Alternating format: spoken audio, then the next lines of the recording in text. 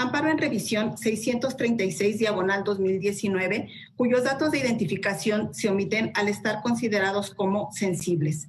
El proyecto propone: primero, se confirma, aunque por diversas consideraciones, la sentencia recurrida. Segundo, la justicia de la Unión ampara y protege a Justicia, Derechos Humanos y Género, Asociación Civil, Colectivo Aquelarre, Asociación Civil, y Colectivo Feminista de Jalapa, Asociación Civil, por conducto de sus representantes legales en contra de las autoridades responsables y por los actos reclamados señalados en esta ejecutoria. Tercero, queda sin materia la revisión adhesiva. Secretaria, tome la votación, por favor. Sí, señor. Señora ministra Piña Hernández. Yo en este caso voy a votar en contra del proyecto por las siguientes razones. El proyecto parte de que se reclama una omisión legislativa relacionada con la interrupción legal del embarazo. Sin embargo, esta situación, estos supuestos, sí está regulado en ese estado con un sistema de causales. En realidad, no se pretende reclamar una omisión legislativa propiamente, sino que la regulación respectiva es discriminatoria porque no incluye una causal que, según afirma la quejosa, daría lugar a permitir la interrupción del embarazo en estadios tempranos. Es decir, lo que en realidad se estaría reclamando es la omisión del aborto en ese supuesto por las normas positivas del Estado en cuestión. De lo anterior yo estoy advirtiendo diversas situaciones, pero de carácter procesal, pero en cuanto al estudio que realiza el proyecto, el juicio de amparo, hasta dónde podemos conceder el amparo en contra de normas positivas que no han sido reclamados. Y parto yo de que no es propiamente una omisión. Es lo que se está reclamando por parte de la quejosa son normas positivas que ponen el aborto en el supuesto en que a su juicio debería estar permitido. El proyecto sostiene que hay una omisión legislativa a partir de normas genéricas que prohíben la discriminación. Esto no lo comparto y no podría dar lugar a la existencia de una omisión legislativa como tal, so pena de colapsar todo el concepto de omisiones establecido por esta Suprema Corte de Justicia de la Nación. Según la doctrina de la Sala y del Pleno, hay una omisión legislativa cuando hay un mandato constitucional o legal específico de legislar en un determinado sentido y en un determinado plazo. Esto ha sido criterio de la Sala y del Pleno de esta Suprema Corte. Es decir, las autoridades tienen obligación de legislar al existir un mandato específico de hacerlo en ese sentido y con un contenido normativo específico en un plazo determinado. Esto lo vimos en la sala específicamente cuando se analizó la omisión legislativa de ejercicio obligatorio. En el caso, no hay un mandato específico que obligue al legislador a realizar esa labor de manera específica. Lo que hay son normas constitucionales y convencionales que de manera genérica prohíben la discriminación tanto a las autoridades legislativas como a las demás. Si partimos del criterio de que la existencia de que existe esa omisión, pues cualquier norma jurídica argumentando que es una omisión legislativa, por ejemplo, de emitir normas claras o de emitir normas que respeten tal o cual principio, se burlaría el sistema de control constitucional para combatir precisamente normas generales positivas, pues el concepto de omisión legislativa habría colapsado, equivaldría simplemente a omisión de emitir normas que respeten los contenidos constitucionales y convencionales, es decir, a la emisión de normas positivas inconstitucionales.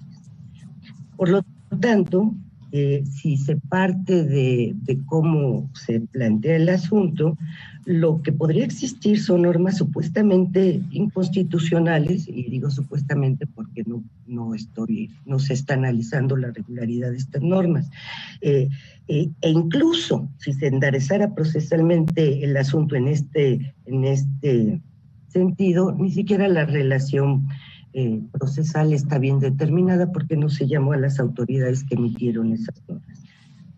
Pero además, la Corte, en mi opinión, no puede sustituir al Congreso para ordenarle un contenido legislativo específico. En este caso, pues no existe un mandato legislativo específico de legislar en ese sentido. Pero incluso si lo hubiera, la forma de regular esta situación es algo que corresponde en principio a la discrecionalidad legislativa. Solo se podría ordenarle que legislara, pero no imponerle una regulación específica.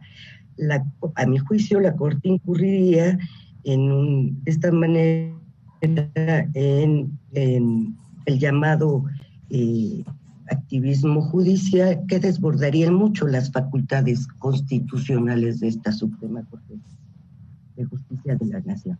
En este sentido, yo no me voy a pronunciar en cuanto al fondo de la inconstitucionalidad de las normas que establecen esas causales, sino voy a ir exactamente en contra del proyecto por el tratamiento que se le da y que no comparto en específico. Gracias.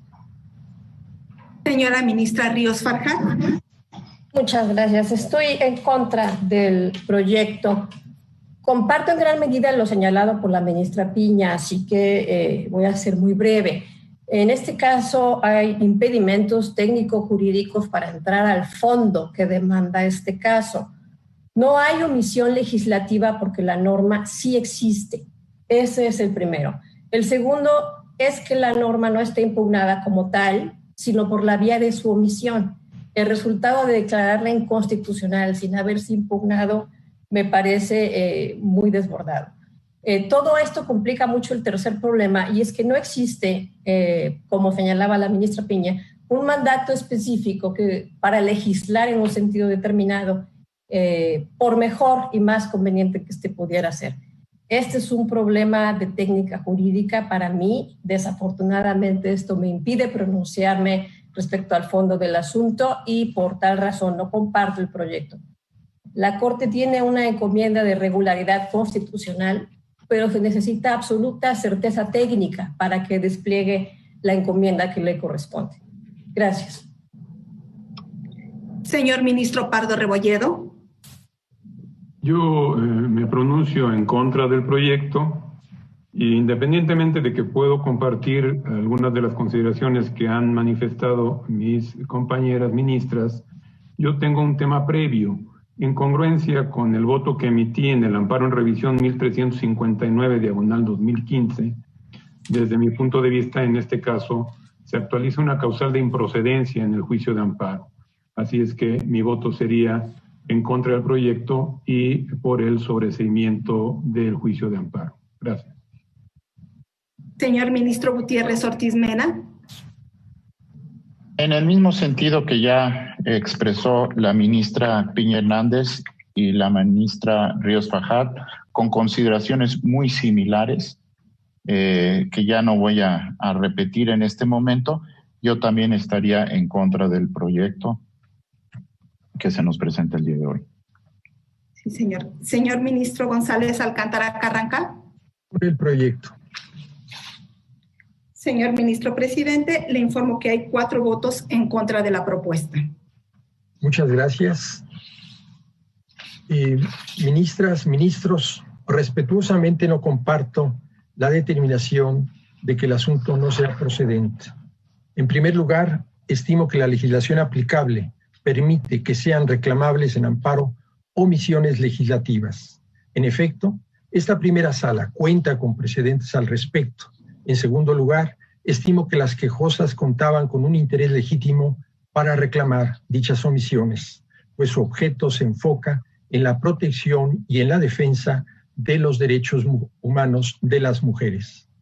En mi opinión, satisfechos los requisitos de procedencia, reitero que dadas las obligaciones convencionales contraídas por el Estado mexicano, particularmente a la luz de la CEDAW y de la Convención de Belém do Pará, y que vincula a todas, es decir, a todas las autoridades en el ámbito de su competencia, sí existe una obligación legislativa que vincula al Congreso Local de Veracruz para reformar sus normas penales en relación a la interrupción del embarazo.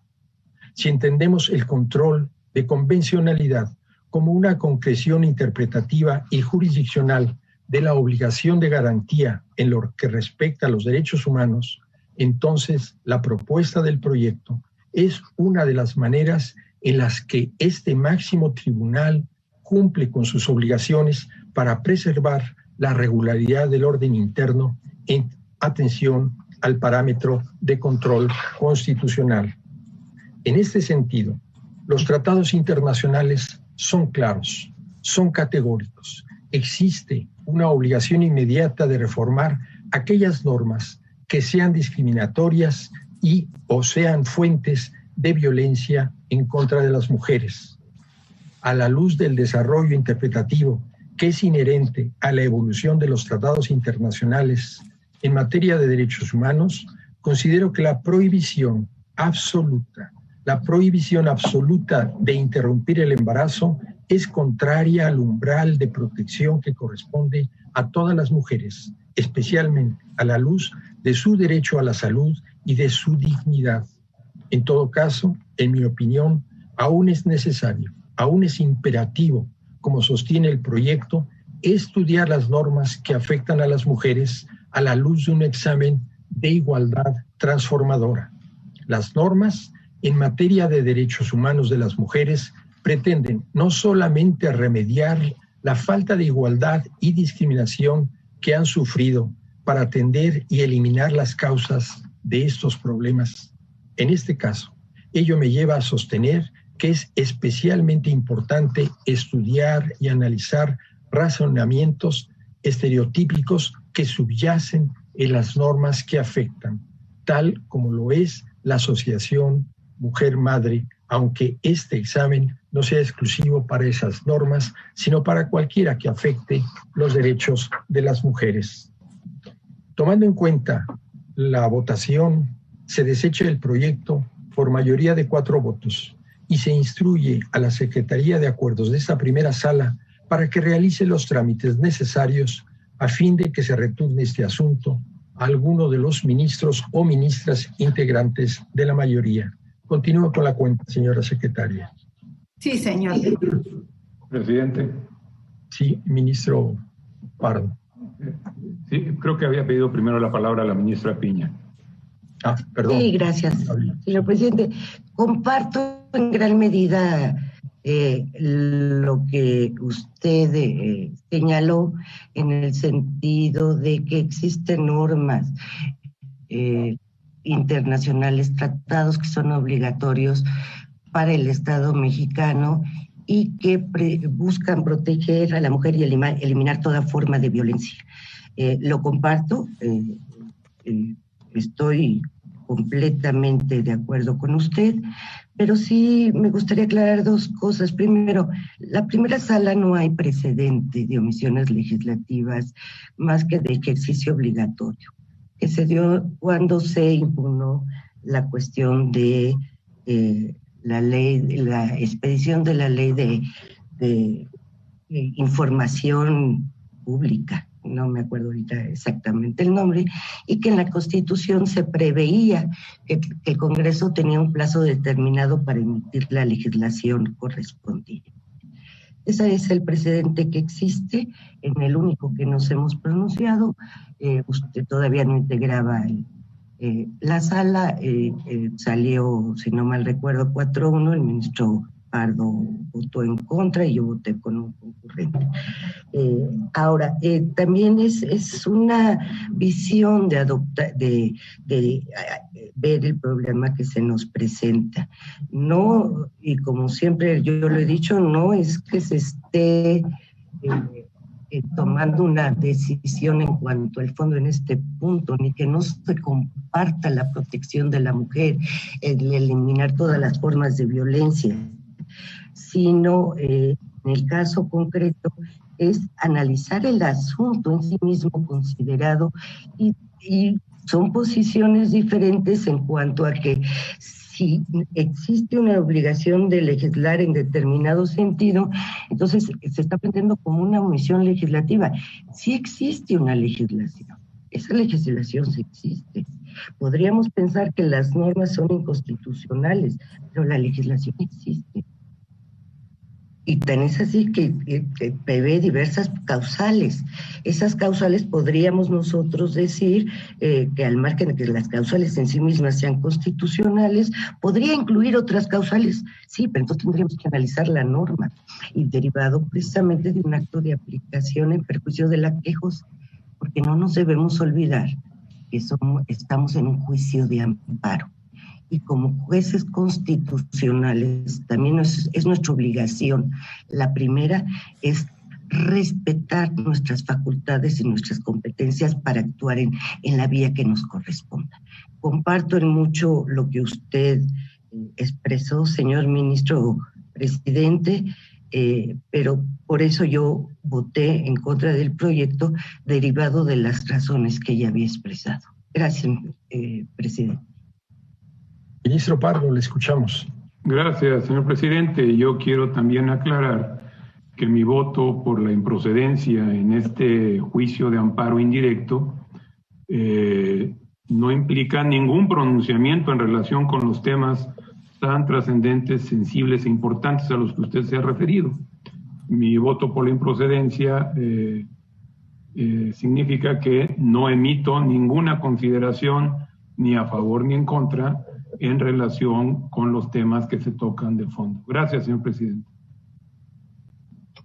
Les agradezco profundamente sus comentarios y en este caso, pues yo he considerado que la omisión legislativa no es solamente el que no se hubiera legislado, sino se puede legislar derogando una serie de disposiciones que son contrarias al interés de la mujer. Y en ese sentido es que está integrado el proyecto.